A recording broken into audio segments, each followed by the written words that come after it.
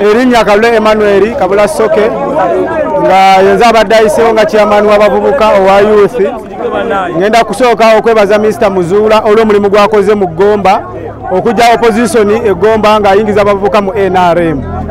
Akalulu k'olunaku lw'olwaleero katandise bulungi nga tulonda nga tukanyiza tewaliwo register era abawangudde ffenna tuwangudde nga tewaliwo register. Naye bamaze okulaba nga amaanyi geesulikidde ne bajjayo register nti tulondere mu register. Ate register eyo ng'ebadde fake kubanga tulabyeko abantu nga bakamala weeks 3 mu Kabula Soke nga nabo babasomye nga nabo balonzi. Kwegamba ekitu ekyali kirungi era tusaba Mr. President oyimuke osindika abantu bajje Kabula Soke batuuke Gomba. Gomba ayonoonese kubanga balina sente bagamba be bawangula bokka mu NRM. Ate ekitali kituufu kubanga NRM twagala ffenna nga tuli wamu kubanga NRM y'abantu baleeta security neetaataganya okulonda. Tusaba President otutaase ku nsonga eziri eno. Bagenda tuleetera okuddayo mu NUP ate nga twali twagivaamu twagikoowa.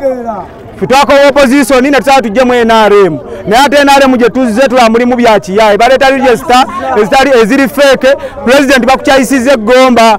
Abantu beweesiga Gomba bakukyayisizza Gomba. Bakozesa olukujjukujju olw'okuba balina ssente.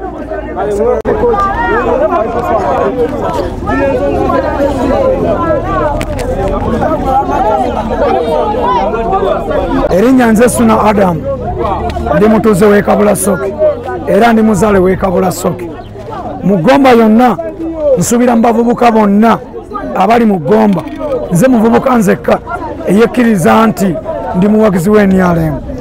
Mu bbanga lyonna lye tumaze mu Gomba nga district tubadde na bingi nga birimu okusoomooza mu ngeri ezimu ku zino, naye ng'abantu ffe ngaffe abantu akalulu k'e Gomba kasusse kye bayita enguzi, ng'enguzi ze tutandikirako ze ssente.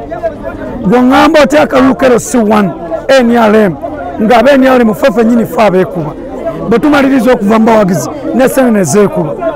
Mu nsi buli muntu alina omuntu ayagala omuntu.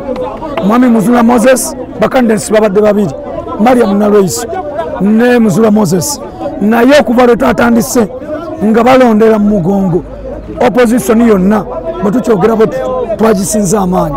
Si kyogera olw'okuba nti ndi muwagizi wa Muzula, naye nkyogera olw'okuba n'abantu okulonda olw'obusobozi bwabwe.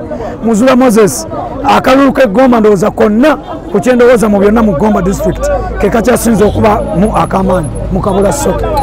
Mu bantu bonna abasinga obungi ffe abannagomba ffe abasinze okuba nti ebyenjawulo weebiri, naye Gomba weba etandise okuba bweti kitegeeza nti opposition egenda tusensera.